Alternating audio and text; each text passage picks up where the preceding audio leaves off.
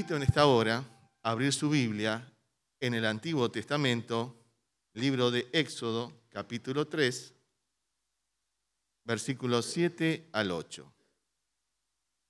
Antiguo Testamento, libro de Éxodo, capítulo 3, versículos 7 al 8.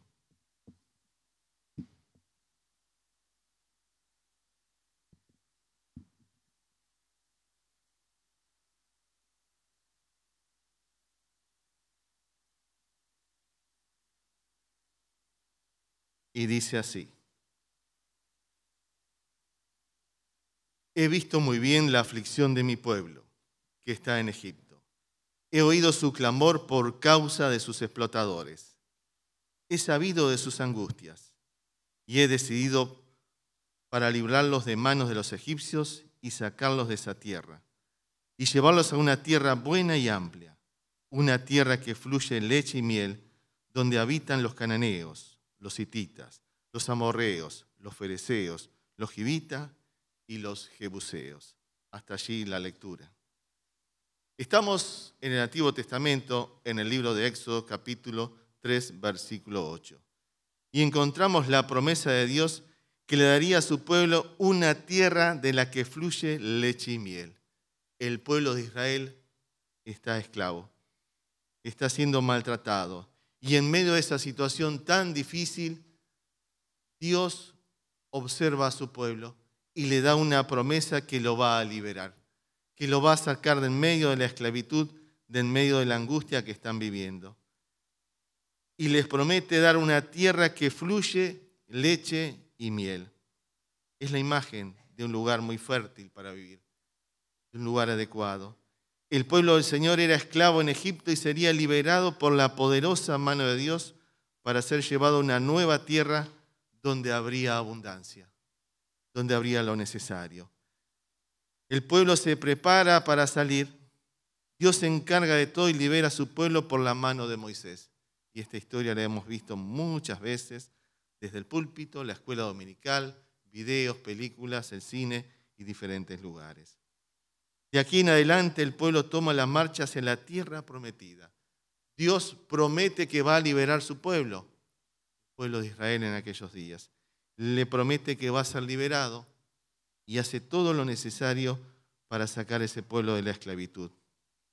Y les dice, de aquí en adelante el pueblo toma marcha a la tierra prometida para que se cumpla esa promesa que el Señor le había dado, donde podrían descansar de sus aflicciones, del dolor, de las luchas de cada día. Podrían ser saciados y tener esa plena comunión con el Señor cada día. La tierra de Canaán era tierra buena y deseable, según nos dice la Biblia. Y no lo busque, yo se lo leo. Miraremos algunos pasajes. Deuteronomio capítulo 8, del 7 al 10 dice: porque el Señor tu Dios te lleva a una tierra buena, una tierra de arroyos y fuentes, y ríos subterráneos que surgen en los valles y las colinas, una tierra con trigo y cebada, vinos de uva, higueras y granos, una tierra de olivo y miel, una tierra donde tú no vivirás en la pobreza y donde tendrás todo lo necesario, una tierra donde las piedras son hierro y de donde sacarás cobre de las montañas. Comerás todo lo que quieras y estarás satisfecho, y entonces bendecirás al Señor tu Dios por la tierra buena que Él te ha dado. Esta es la promesa que Dios le dio a este pueblo. Solo debían ponerse en marcha y llegar de una vez sin retrasos. Vamos, avancemos, vamos a tomar esa promesa del Señor. Era momento de levantarse y marchar y pensar en esa promesa que el Señor le había dado al pueblo, de la esclavitud, el camino y llegar a la libertad. Pero la travesía por el desierto no iba a ser muy fácil. La travesía por el desierto iba a traer sus dificultades. ¿Por qué?, diría un periodista. Aquel pueblo tenía su estilo, sus mañas, por haber sido esclavo tantos años y no conocer otro tipo de vida. Moisés estaba sacando un pueblo esclavo, con costumbres, estilos y formas que ahora estaban en proceso. Era la única experiencia de vida que tenían aquellas personas. Estaban acostumbrados a vivir a un modo, a ser esclavos y tener una vida de miseria, una vida de sufrimiento. Porque la mente de aquel pueblo estaba dañada. Eran esclavos, habían vivido en esclavitud por años y años, de esclavitud y sufrimiento, y estaban acostumbrados a vivir de cierta manera, sin cuestionarse si habría otro tipo de vida mejor. Porque el esclavo sobrevive, dice alguien por ahí, no vive, sobrevive. El esclavo es dominado, el esclavo no tiene derecho a opinar y se lo hace, y si es maltratado, mejor aún, decían los capataces. El esclavo no tiene esperanza, toda la vida será un esclavo. Pero Dios, en esta situación tan miserable que vivía el pueblo, Dios interviene, manda a Moisés, se acerca en medio del dolor y el sufrimiento, como Dios se acercó a nuestras vidas, en el medio del dolor, la lucha, la angustia, los problemas, las dificultades. Dios llegó un día hasta nosotros para librarnos de la situación que estamos viviendo. Y Dios oye el clamor, porque Dios oyó el clamor de aquel pueblo, como escucha nuestras oraciones hoy. Y Dios oyó el clamor y envía a su siervo Moisés a liberarlos de la esclavitud. Pero este pueblo que Dios saca de Egipto ya había adoptado las costumbres del lugar donde había nacido. Habían tomado dioses, hábitos, ideas, ya tenían toda una vida formada en aquellos días. Ya habían aprendido las costumbres, los dioses paganos y todo el contexto donde ellos vivían. Eran esclavos de muchas maneras, pero habían sido tratados como esclavos y en su mentalidad eran esclavos. Pero ahora Dios quiere trabajar con ellos, quiere darles una nueva vida, quiere comenzar un proceso en ellos, llevándolos a una nueva tierra. En el camino fracasan una y otra vez, son desobedientes, se alejan de Dios, pecan, hay rebeldías, pero Dios aún sigue trabajando con ellos. Hay ídolos, hay tantas situaciones que van pasando en ese camino desde la esclavitud a la tierra prometida. ¿Cuántas veces estas personas dijeron y decían, volvamos a Egipto a ser esclavos nuevamente? ¿Por qué Dios nos ha sacado de este lugar? Hasta llegaron a decir, nombremos un cabecilla que nos lleve de nuevo a Egipto. Más vale morir allá. Hay unos versículos por ahí que dicen, ¿te acuerdas de las cebollas de Egipto? Los sabores y todas esas cosas que comíamos. En todo el camino el pueblo del Señor realiza constantes quejas y murmuraciones contra Dios y nunca se mostraba satisfecho con lo que Dios estaba haciendo con ellos. Ya los había librado, ya estaban en proceso, pero siempre estaban desconformes, mirando su pasado de esclavitud en vez de confiar y descansar adelante, y descansar en los planes que el Señor le había dado. Compañeros del viaje, el miedo, el temor a lo desconocido, la falta de seguridad, y todo esto los llevaba a querer volver atrás. El miedo los estaba paralizando, los estaba llevando por otros caminos. Es que en el fondo eran inseguros, temerosos, estaban aprendiendo a confiar en Dios cada día. Lo mismo nos pasa a nosotros. Estamos en este proceso que hemos conocido a Cristo, y usted quizá conoció a Cristo hace poco o hace mucho tiempo. Y cuántas cosas, cuántos procesos, y aún pueden pasar 20, 30 años y 40 y aún vamos a seguir conociendo al Señor. En medio de todo este caminar de la vida cristiana tenemos miedo, inseguridades, temores y tantas otras cosas que vienen a nuestra vida. A la primera de cambio querían salir corriendo de Egipto y uno mira de acá y dice, uy, qué pueblo desconfiado en el Señor. Preguntémonos si no nos pasa lo mismo a nosotros. Ante las luchas, dificultades, las pruebas. Yo recuerdo cuando trabajaba en la automotora, en el taller mecánico, a veces llegaban los comentarios, va a cerrar la automotora, va a cerrar el taller y esos miedos empiezan a trabajar por aquí.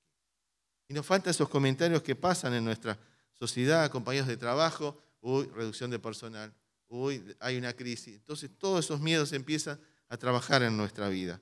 Para Moisés la vida no fue sencilla, no fue sencilla. Tuvo que luchar con este pueblo, tuvo que soportar las constantes quejas y la falta de confianza en Dios de parte del pueblo.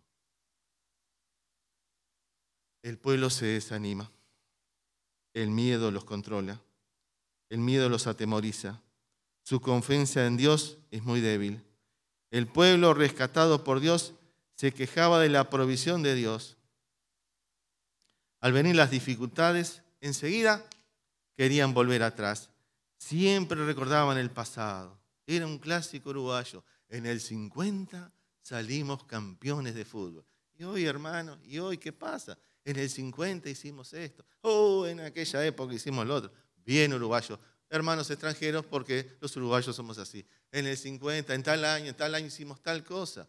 A veces no nos podemos mirar hacia adelante, lo que tenemos por delante. Siempre recordaban el pasado.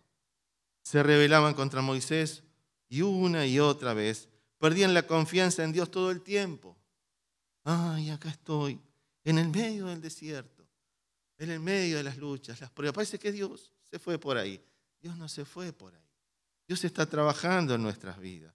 Le costaba confiar plenamente en Dios, les costaba descansar y saber que el Señor es su sustento. Todos estamos en este proceso. No solamente el pueblo del Señor, sino que hoy, miles de años después, nosotros estamos aquí, enfrentando luchas, dificultades, pruebas, en un mundo hoy que está al rojo vivo, en un mundo hoy con tantas noticias. Usted prende el celular y se viene la Tercera Guerra Mundial, bombas atómicas, sobreviviremos a la radiación y todo este tipo de cosas. ¿Y usted qué hace? ¿Abre el ropero y se mete adentro? Bueno, no lo va a ayudar mucho si algo explota por ahí. Pero tenemos que saber que Dios tiene el control de todo. A Dios nada se le escapa. Moisés no solamente enfrentó las luchas con este pueblo, sino las luchas internas todo el tiempo. Tuvo que enfrentar las constantes quejas del pueblo. Y después de casi 40 años de viajar por el desierto, llegan un día a las puertas de la tierra prometida. 40 años. 40 años transitando por el desierto. Qué experiencia Moisés y todos los líderes allí. Llegaron por el sur a un lugar llamado Cades Barnea. Llegaron a este lugar después de tanto viaje en el desierto, de tantas luchas, de tantas dificultades. El pueblo que ha salido de la esclavitud hace un proceso de 40 años. Algunos murieron por el camino, nacieron hijos, y vaya a saber cuántas otras historias que la Biblia no nos cuenta. Pero sí sabemos muy bien que este proceso de la libertad en este camino trajo sus luchas, trajo sus dificultades, trajo sus pruebas. Así como nosotros hoy estamos en un proceso. Dios está trabajando con nosotros, como la masa, como cada situación que Dios está trabajando en nosotros, Dios está puliendo, trabajando el área de nuestra vida. Porque nosotros venimos también de otra cultura, de otro contexto, de una cultura que negaba a Dios, de una cultura que está lejos de los valores de Dios, pero de golpe Dios nos llamó y ahora somos cristianos. Desde allí, ahora en este lugar, están a punto de entrar a la tierra prometida. Desde allí deben enviar a espías para ver cómo era esa tierra prometida, la tierra de Canaán, y cómo en las mejores películas de acción debían infiltrarse en aquel lugar. Ahora llegaron a un lugar cercano y ahora tienen que conocer cómo es Canaán. Si fuera hoy en día, sacan el dron y mandan el dron, pero no había drones todavía. Y eso es interesante porque Dios respeta cada momento de la historia, ¿no? Entonces, tienen que ir a espiar y conocer esa tierra. Se lo leo, Números capítulo 13, del 1 al 3. El Señor habló con Moisés y le dijo: envía a algunos hombres para que exploren la tierra de Canaán, la cual voy a dar a los hijos de Israel. De cada tribu de los antepasados enviarán uno de sus hombres más importantes. Desde el desierto de Parán, Moisés envió a todos aquellos hombres conforme la palabra del Señor. Todos ellos eran gente de importancia entre los hijos de Israel. Y allí marchan a espiar la tierra prometida. Dios promete una tierra prometida, van en rumbo y acaban de llegar. Pero es necesario conocer el lugar, esa nueva tierra que tienen por delante. Para esta tarea fue elegido un hombre de cada tribu. Este grupo de hombres tenía la tarea de identificar cómo era la tierra, su fertilidad, cómo era la ciudad, cómo era el pueblo que tenían que conquistar. Después de 40 días volvieron con muestra de los frutos de la tierra y dijeron lo siguiente: fuimos a la tierra donde nos enviaste. Ciertamente mana leche y miel, y este es el fruto de ella. Solo que es una ciudad fuerte, el pueblo que habita en la tierra, y las ciudades fortificadas y muy grandes. Y además vimos allí a los descendientes de Anac, descendientes de Anac, 3 metros de altura. Amalek habita en la tierra de Negev, y los heteos, los jebuseos y los amorreos habitan en la región montañosa, y los cananeos habitan junto al mar y a la ribera del Jordán. Así como Dios había prometido aquella tierra, ideal para vivir y desarrollar sus familias, ellos venían de 40 años de transitar por el desierto, de luchas, cansancios, pruebas, de pasar muchas dificultades y situaciones difíciles. Ahora la tierra prometida está ahí adelante, donde fluye leche y miel, y está delante de ellos. Una tierra fértil está delante de ellos. La oportunidad de crecer, de seguir avanzando, de establecerse como familias, de criar ganado, edificar familias y lograr todo lo que antes no podían haber logrado siendo esclavos. Allí estaba la promesa de Dios delante de ellos. La tierra prometida estaba allí. La promesa de Dios estaba a punto de cumplirse. Ahora había que tomar la tierra. La promesa estaba delante de sus ojos. Y estaba todo pronto para tomar la tierra. Pero había un problemita. Había gigantes de 3 metros de altura. 3 metros. Yo mido 1,78. Miren el tamaño que tendría esta gente. Pero los hombres que habían subido con él dijeron, y aquí comenzó la hinchada en contra, ay, no podemos. Sí, Gilberto, como hiciste así, no podemos subir contra este pueblo, porque es más fuerte que nosotros. Van al gimnasio todos los días, hacen pesas, se preparan para la guerra. Este era un pueblo esclavo, no estaba preparado para la guerra. Y comenzaron a esparcir entre los israelitas falsos rumores acerca de la tierra que habían explorado. Decían, la tierra que hemos explorado se traga a sus habitantes.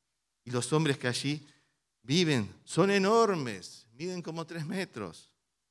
Estos espías dudaban que fuera posible conquistar la tierra. 40 años de caminata. ¿Cuántos conflictos, situaciones, resolución de conflictos y cuántos problemas? Y un día llegan allí y tienen la tierra prometida adelante. Y ahí comienzan otros problemas. La duda, los temores. Estaban dominados por la incredulidad, el miedo y la falta de confianza en Dios. ¿Dios qué le diría? Si usted fuera Dios, ¿qué le diría? Pero muchachos, 40 años han pasado, vamos, queda poquito, un par de kilómetros y llegamos a esa tierra. Pero estaban dominados por la incredulidad, el miedo, la falta de confianza en Dios. ¿Cuántas situaciones Dios pone delante de nosotros? ¿Cuántas situaciones para bendecir nuestras vidas, pero el miedo, el temor nos paraliza, nos deja a mitad de camino? Lo que vieron los asustó. Imagínense, 3 metros de altura, ¿quién no se va a asustar? El miedo los cercó y quedaron paralizados. ¿Cuántas situaciones, cuántos gigantes vienen a nuestra vida? Mire, estamos a la mitad del año. Bienvenidos a julio 2025. ¿Cuántas luchas ustedes han enfrentado en este tiempo? ¿Cuántas situaciones? ¿Cuántos gigantes han venido a ustedes? Pero muchos de ustedes los han enfrentado. Han doblado sus rodillas, han enfrentado las situaciones más difíciles en este tiempo. Así el pueblo del Señor les anima y les dice que deben de seguir adelante. Pero en este contexto, por los espías que eran medio flojos, se formó un clima de incredulidad. Y no solamente se detuvo en ellos, sino que fueron transmitiendo unos a otros, nos van a comer, nos van a tragar, nos van a cortar en dos. Se formó un clima de incredulidad, de falta de confianza, de rebeldía y miedo ante los comentarios. Las palabras de los espías los paralizó. ¿Qué palabras nos paralizan hoy? ¿Cuáles son los miedos que nos dejamos llevar adelante? ¿Cuáles son esos comentarios de la sociedad, de nuestros compañeros de trabajo? ¿Cuáles son los miedos que nos están paralizando hoy para seguir adelante? Porque podemos mirar esta historia y lo miramos como algo que ya pasó. Pero ¿cuáles son los comentarios, los miedos que nos paralizan hoy en este 2025? No habrá trabajo, no tendremos sustento, no podremos seguir adelante. ¿Cuáles son esas palabras que nos paralizan hoy en este 2025? Tómese un segundo y piense. ¿Qué nos quiso paralizar este año? ¿Qué enfermedad nos quiso paralizar? ¿Qué palabras del jefe o compañeros de trabajo, qué palabras de un lío familiar, una situación, algún problema nos quiso paralizar? El miedo comenzó a hacer su trabajo. Otra vez el gigante del miedo volvió a aparecer y les dijo, les susurró al oído, no van a poder. Regresa, regresa, ¿para qué te vas a quedar aquí? Te van a quitar la vida.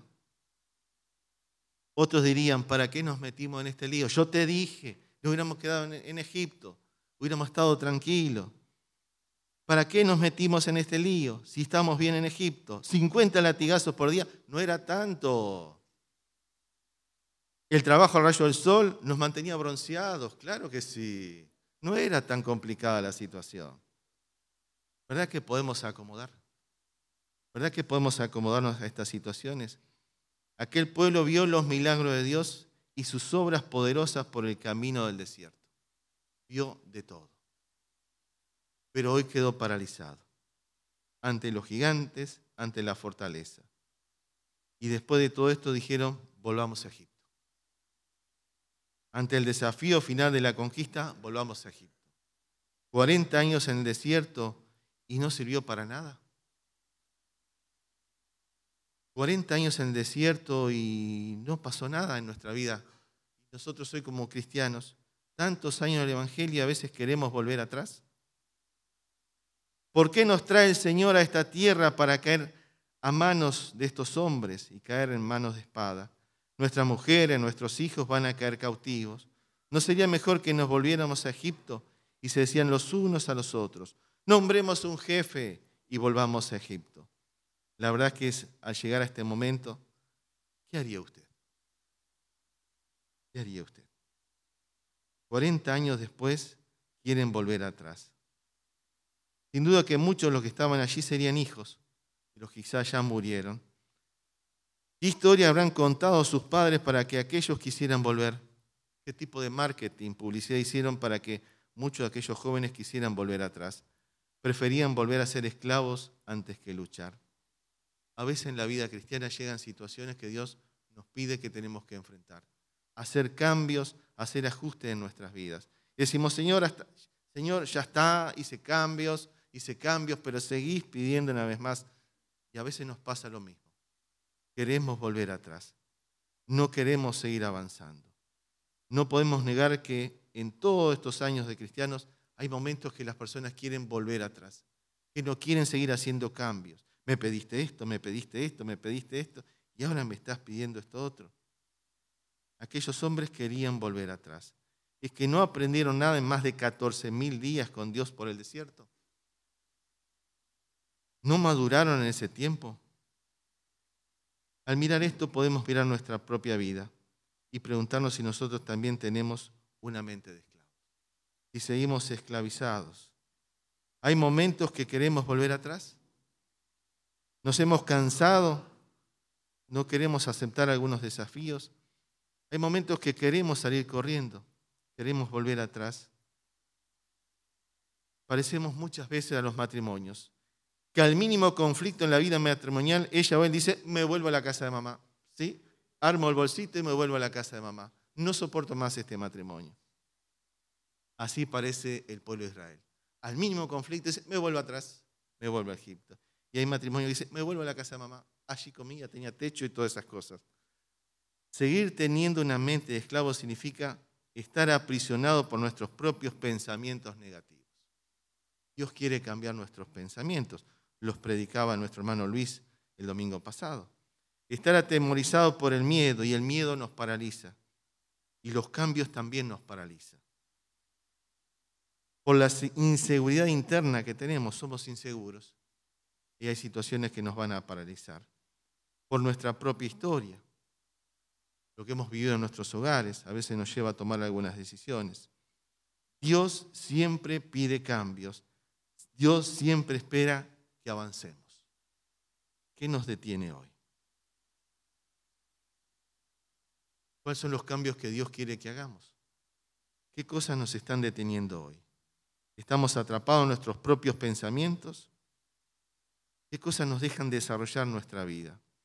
Son nuestros propios pensamientos que nos llevan por caminos que no queremos transitar.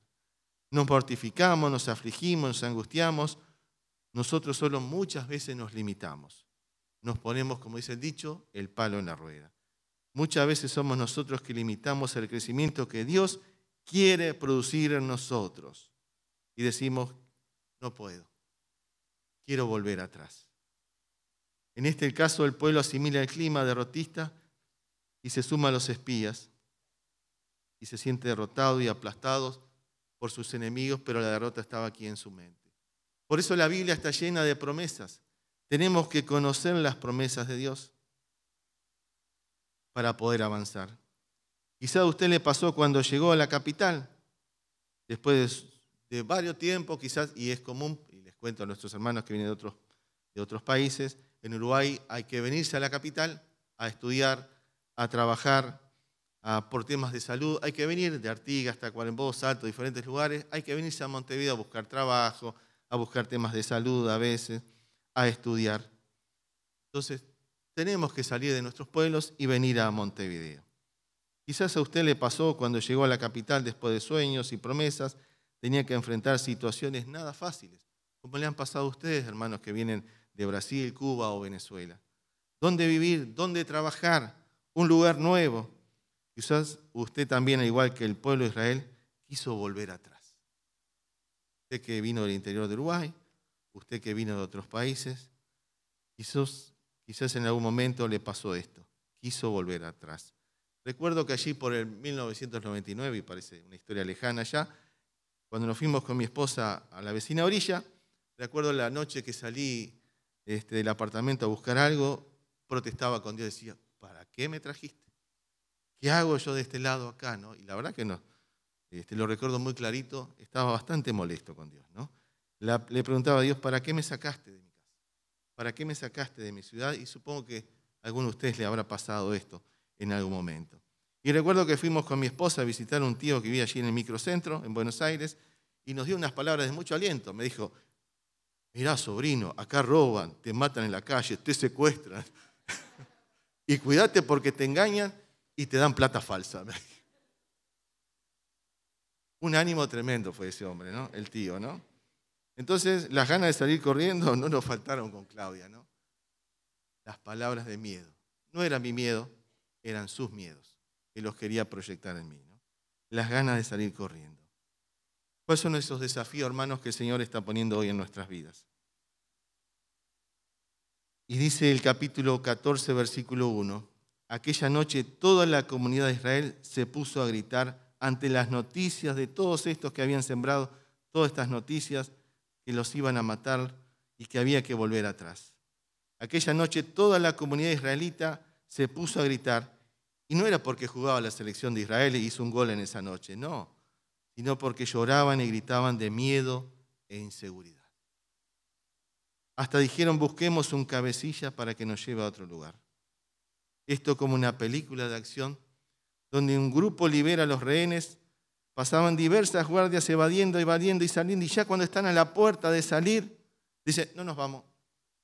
No, pero nosotros vinimos, estamos preparados, todo ya está el helicóptero pronto, vamos, subámonos, vámonos de una vez. No, no nos vamos, no nos vamos. El síndrome de Estocolmo es una reacción psicológica en la cual la víctima de un secuestro desarrolla una relación de complicidad y fuerte vínculo afectivo con los secuestrados, con lo que lo han secuestrado. Así le pasó a esta gente. Quiso volver a hacer vínculos con el pueblo de Egipto. Según el FBI, alrededor del 27% de las víctimas de secuestro experimentan esta reacción y se asocian con las personas que lo han secuestrado. Se hacen cómplices de los secuestrados y esto parece lo mismo. Quieren volver con sus secuestradores. Por una parte tienen sentimientos positivos a sus secuestradores, mientras por otra parte muestran miedo e ira contra las autoridades. Esto le pasó al pueblo del Señor. Esto le pasó al pueblo del Señor en este tiempo. ¿Hasta cuándo esta gente me seguirá menospreciando?, dice el Señor. ¿Hasta cuándo se negarán a creer en mí, a pesar de todas las maravillas que vieron y que he hecho entre ellos? La incredulidad tiene su consecuencia. El Señor hoy pone delante de nosotros el desafío.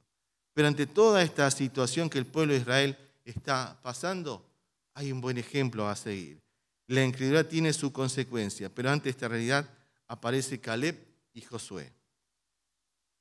rompieron sus vestidos en señal de dolor por lo que estaba pasando en el pueblo. Dios afirma en el 14, 22 al 24. Todos los que vieron mi gloria y mis señales que he hecho en Egipto y en el desierto, y me han tentado ya 10 veces y no han oído mi voz. No verán la tierra a la cual juré a sus padres, ninguno de ellos, pero a mi siervo Caleb, por cuanto hubo en él otro espíritu, y decidió ir en pos de mí. La actitud de Caleb fue animar al pueblo, y esto lo vemos en el versículo 13-30, a la conquista de la tierra. Dijo Caleb pidió al pueblo que se callara delante de Moisés y dijo: subamos, no rajemos, subamos, pues, y tomemos posesión de la tierra, porque nosotros podemos más que ellos, porque el Señor está con nosotros. Qué palabras tan valientes. En medio de toda esta dificultad, en medio de la salida del pueblo, en medio del camino, ahora que están delante de la tierra prometida, ante toda esta revuelta, se levanta alguien y dice: avancemos, podemos subir. Qué palabras tan valientes y de entusiasmo. Su actitud fue distinta a los demás. Confió y creyó en Dios. Su confianza estaba en Dios y Dios lo afirma. Marcaba la diferencia. Este líder quería ayudar a pavimentar el camino trazado por Dios para las futuras generaciones. ¿Qué ejemplo tenemos aquí para nosotros en toda esta historia? Podemos nosotros también, hoy en día, podemos tomar este ejemplo de Caleb y el reto de este líder, que con autoridad transforma esta situación en algo positivo, en algo bueno. El reto de todo buen líder, dicen autores, es transformar lo invisible en visible, lo difícil en fácil y lo imposible en posible. Y es lo que hace Caleb. Ante toda esta situación negativa, Caleb se para y dice: podemos. Y Dios reconoce esto diciendo: Caleb tiene otro espíritu, otra actitud, es distinto, decidido y quiere llevar a mi pueblo hacia adelante. Pero a mi siervo Caleb, cuanto hubo en él otro espíritu. La decisión de Caleb es una decisión permanente, con consecuencias eternas. Los que esparcieron los falsos rumores murieron víctimas de una plaga, nos dice en Números 14. Pero Caleb tuvo una decisión correcta. Decidió ir a favor de los planes de Dios. Si pensamos en nuestros días, ¿qué actitud estamos teniendo delante de lo que el Señor nos propone? En la vida de la iglesia también vemos cómo Dios obra en nuestra vida. Pero vemos cuántos creyentes pierden su confianza en Dios, no buscan la voluntad de Dios para sus vidas. Me da la impresión de que los tiempos no han cambiado. Que las mismas luchas que enfrentó el pueblo de Israel en aquel desierto, nosotros las enfrentamos hoy. El Evangelio de Juan capítulo 6 muestra cómo muchos de los discípulos que andaban con Jesús volvieron atrás. Jesús les dijo: ¿quieren volver atrás ustedes? No solamente le pasó a Moisés, a Jesús también. Jesús les dijo: ¿quieren volver atrás? Y algunos volvieron atrás. En la vida de Caleb hay 3 cosas para destacar. Tuvo decisión, tuvo confianza en Dios y tuvo valentía. Tuvo decisión, y la decisión es el producto final de un proceso mental o de juicio. Caleb tuvo decisión de ir en pos de Dios, de las promesas de Dios. Hoy tenemos que sumarnos a esto. La Biblia está llena de promesas y Dios quiere que su pueblo hoy abra su palabra, lea, se sume a su palabra cada día y tome esas promesas para vivir con seguridad. Eso nos aleja de la esclavitud de nuestros pensamientos. De lo contrario, seguiremos presos en nuestros pensamientos, esclavos de nuestras pasiones, siervos del viejo hombre. Por eso tenemos que vestirnos del nuevo hombre, como va a decir Pablo también. Caleb tomó la decisión de ir en pos de la promesa de Dios. Así como hoy como iglesia tenemos que confiar en la palabra de Dios, conocer sus promesas. Pero si no abro mi Biblia, si no abro la palabra de Dios cada día, si no oro, si no lo busco en oración, ¿qué promesas voy a conocer? ¿Cómo voy a estabilizar mi vida de fe si no conozco la palabra de Dios? En el corazón de Caleb había otro espíritu. había otra actitud que tiene que estar en nosotros, en confiar en Dios. ¿Qué lo mantuvo mirando la promesa de Dios? Conocía a Dios, descansaba en Él. No se dejó llevar por los comentarios de otros, de esos espías que querían derrotar al pueblo, que querían llevarlo por otro camino. No podremos subir, seremos derrotados, son más fuertes que nosotros, hubo murmuraciones, quisieron volver atrás, tuvieron miedo, tierra que se trae, no moradores, son gigantes, parecemos langosta delante de ellos, no tuvieron confianza en Dios. Caleb dejó todo este combo de palabras a un lado. Caleb tuvo confianza en Dios, y confianza es una esperanza firme que se tiene en una cosa, en una persona o cosa. En este caso, es la esperanza que tengo en Dios, que me ayuda a enfrentar esto. Seremos derrotados, seremos vencidos, somos como langosta, y todos esos pensamientos que hoy, de lunes a viernes, luchamos cada día. La primera vez que Josué y Caleb vieron la tierra prometida, supieron que sería de ellos, y el informe negativo quedó atrás. El tener confianza no significa no tener problemas. El tener confianza es saber que Dios va a responder. Israel en aquel entonces no era un pueblo con gran destreza de guerra, pero tenía a Dios que los iba a acompañar. Era un pueblo esclavo que Dios liberó. Ellos habían estado en servidumbre toda la vida, pero Dios mostró su poder por medio de ellos. Caleb tuvo valentía, esa valentía que tenemos que tener nosotros hoy, de ser esforzados, de tener ánimo, de tener fuerza y eficacia. Josué y Caleb tuvieron que soportar abrumadoras circunstancias para seguir adelante. Difícilmente vamos a encontrar a Caleb con los revoltosos y desobedientes. No se amolda a los pensamientos vanos, sino que busca la presencia de Dios. Josué se convirtió en un líder y Caleb se volvió más fuerte. ¿Qué podemos aprender de esta historia para nuestras vidas? De un pueblo que era esclavo, decaminó, se quejó, todo en un proceso, que ahora están a la puerta de tomar la tierra. Dios siempre cumple sus promesas. La tierra prometida que prometió allá, ahora estaba aquí. Dios siempre cumple sus promesas para aquel pueblo y para nosotros hoy. Dios ama a su pueblo y tiene buenos planes, como dice Jeremías. Y no nos quiere ver esclavizados nuevamente por el pecado. No volvamos atrás. Dios está esperando una actitud distinta de nuestra parte como la de Caleb. Una actitud distinta, un espíritu distinto en medio de esta generación.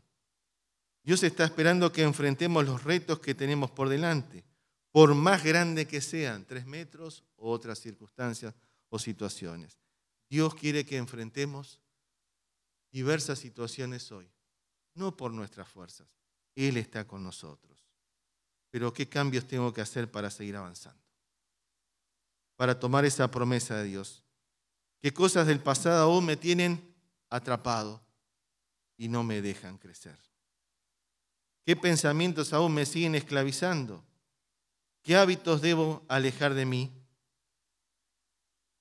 Ellos quisieron volver atrás. ¿Y nosotros?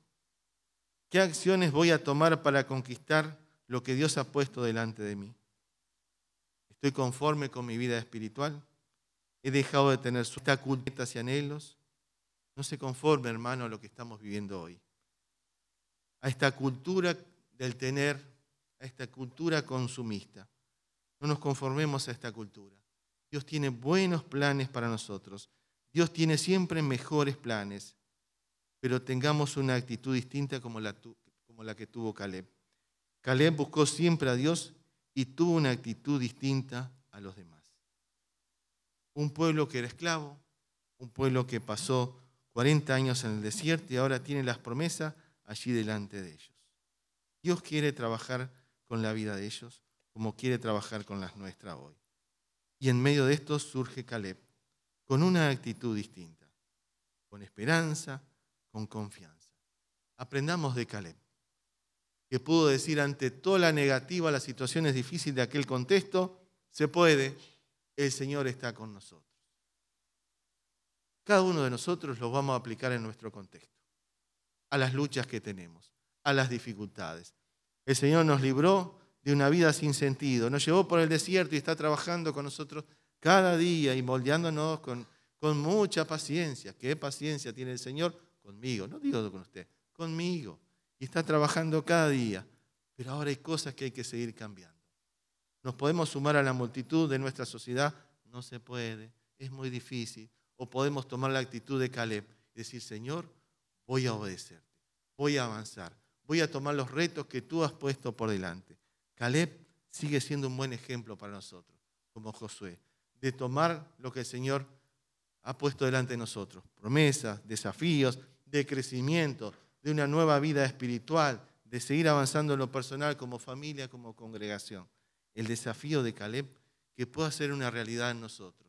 Que como el Señor le dijo a Caleb, veo en él un espíritu distinto, pueda haber eso en nosotros. Tiene un espíritu distinto, una actitud distinta. Está conforme a mi voluntad, está conforme a mis propósitos. Que el Señor bendiga nuestras vidas y nos ayude a tener esta actitud distinta en esta generación perversa, malvada, que podamos tener una actitud distinta para llevar el nombre del Señor adelante y ser ejemplo a esta presente y siguiente generación y también al pueblo del Señor, con una actitud de edificación, de fortaleza y crecimiento y de conocer las promesas de Dios. Es decir, el Señor ha dicho y allí me sumo a su promesa.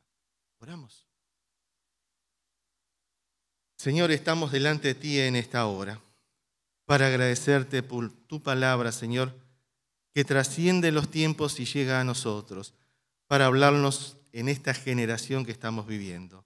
Señor, nosotros también fuimos esclavos de este mundo al no conocerte, llevados por impulsos y tantas otras situaciones que nos mantenían lejos, pero tú viniste a liberarnos. Nos diste esa libertad que viene en ti.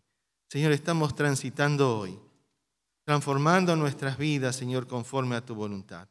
Señor, y vamos viendo que poco a poco, Señor, se acerca tu venida. Señor, queremos estar preparados. Señor, ayúdanos hoy a tener una actitud distinta en este mundo, en nuestra sociedad, en nuestras familias, Señor. A confiar y descansar en tus promesas. Señor, reconocemos las luchas, reconocemos nuestros miedos, temores e inseguridades.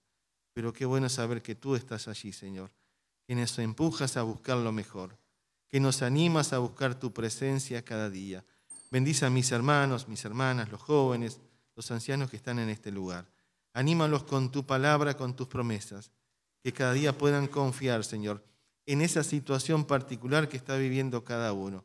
Que tú los animes a seguir adelante, que no quieran volver atrás, sino que puedan descansar y a seguir avanzando, buscando tu voluntad.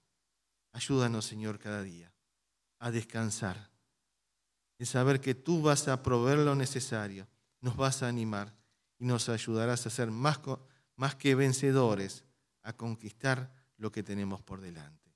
Señor, así como Caleb, podamos ir adelante con un espíritu distinto, con un espíritu conforme a tu voluntad.